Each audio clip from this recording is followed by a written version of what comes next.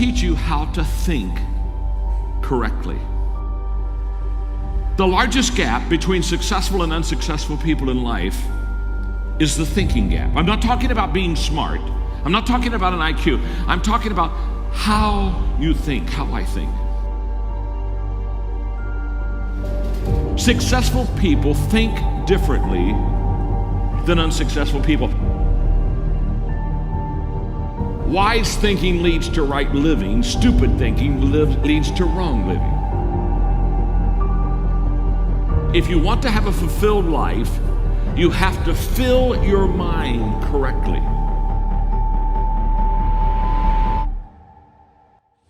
Right now, you need to focus on today.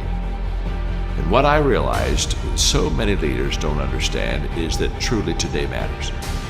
And we overestimate what we can do tomorrow. We over-exaggerate what we did yesterday, but we underestimate what we can do right now. The only time you have, the only time I have, is now. So the question for all of us is, what am I doing with now? The great leaders, they're present in the moment, and because of that, they maximize the moment.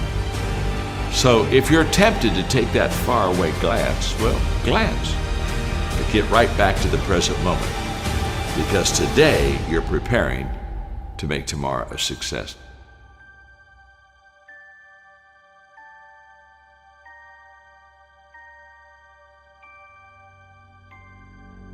Well, we all want to be motivated, and yet so many times we fail to find the secret of motivation, and so let me give it to you quickly. Just do it. Motivation is not the cause of action, it's the byproduct of action. There's a lot of difference. If I think motivation is the cause of my action, then I'm going to wait to be motivated before I do something. But if I realize it's the byproduct of my action, then I'll start doing something. And then guess what? Motivation will come up and zap you, and all of a sudden you feel good and you're glad you're doing it. And you're saying, wow, this is truly wonderful. So let it be the byproduct of your life. Don't let it be the foundation for the actions that you take in your life. Nothing comes to you until you commit yourself. Nothing comes to you if you're just going to try, but you're not committed. Nothing comes to you if you're just thinking about it. It's not until you take the action step. It's not until you take the direction do the things start to flow through you. But I'm saying don't cheat yourself out of the possibility of the potential that's on the other side of commitment. Stay with it long enough to find out if there's any fruit in it. You can do goal setting with a pencil, but you have to do goal getting with your legs. You got to take action. And it's the action that separates us. The greatest gap in this world is the gap between knowing and doing. Knowing is goal setting. Doing, now that's goal achieving.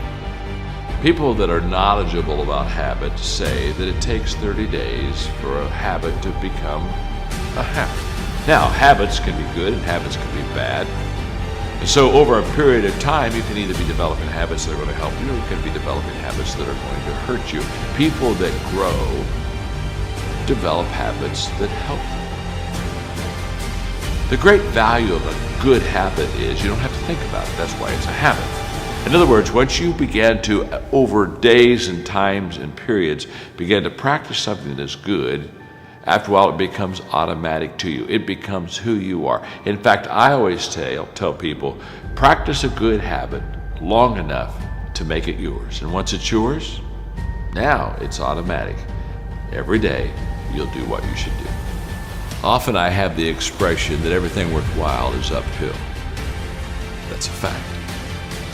You've never heard someone talk about accidental achievements. You've never heard someone that got to the top of the mountain and somebody asked them, how did you get there? Kind of look confused and say, I have no idea. They know how they got there. The reason they know how they got there is because they had to walk all the way up the mountain. Nobody lifted them. There were no shortcuts. There's not an elevator. There's not an escalator. It's all effort that gets you to the top of the mountain. What I want you to understand is that inspiration does a lot better when it's coupled with perspiration. There are a whole lot of people, they want to be inspired in great things, but they don't want to do the hard work. to achieve those great things. It's not either or, it's both and. So I really trust today that you will just kind of roll up your sleeves, look at something you haven't tackled for a while, dive in. You'll be amazed that once after you do the work, you get inspired. Don't wait to get inspired before you do the work.